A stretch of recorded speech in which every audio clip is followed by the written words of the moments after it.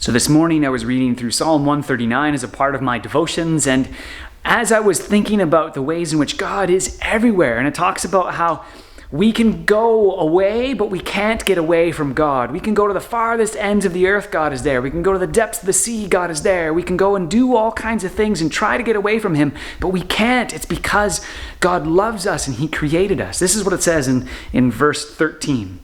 Because you formed my inward parts, you knitted me together in my mother's womb. I praise you, for I am fearfully and wonderfully made. Now, one of the things that I started to think about was this new hobby that I've taken up, which is knife making. And I want to show you a few of those knives now. Now, these knives are not good, I would say, in any way, shape, or form. They're fun, they're functional. This was the first one I made. These are kind of a hunting, skinning knife. This is a copy of it because I realized I made some mistakes. You can see some pretty bad grind marks there on the grind, and the plunge line is not good, and there's all kinds of issues. I actually made the first sheath out of plastic, believe it or not. Decided to move on to leather, and I made some mistakes in these too. This sheath, I forgot to leave the belt loop as a part of the pattern, so I had to rivet it on the behind. This one's Chancery's, and it's kind of a neat little sheath. She wanted to have rivets along the edge, so that's what we gave her. These are some other ones, and this is my first hidden tang knife, and in true good farmer fashion.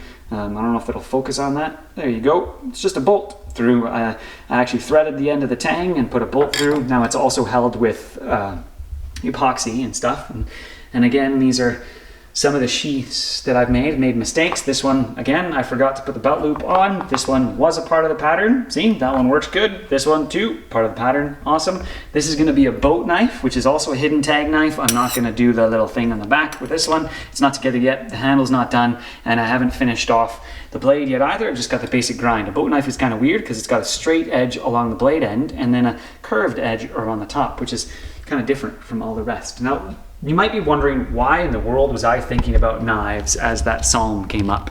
And it's because I've made these knives, and I am inordinately proud of them, even though they're, well, to be frank, they're kind of crappy. They don't look all that great. They're not good quality. They're just made out of welding steel, so they couldn't be heat treated properly. I still heat treated them to get some practice in, but they can't be hardened properly because there's not enough carbon in them.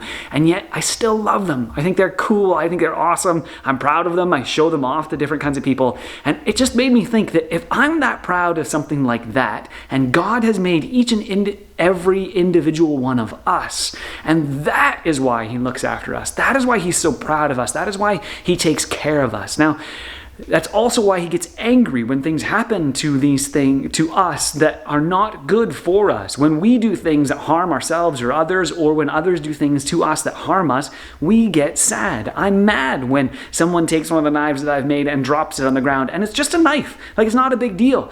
All the more for people.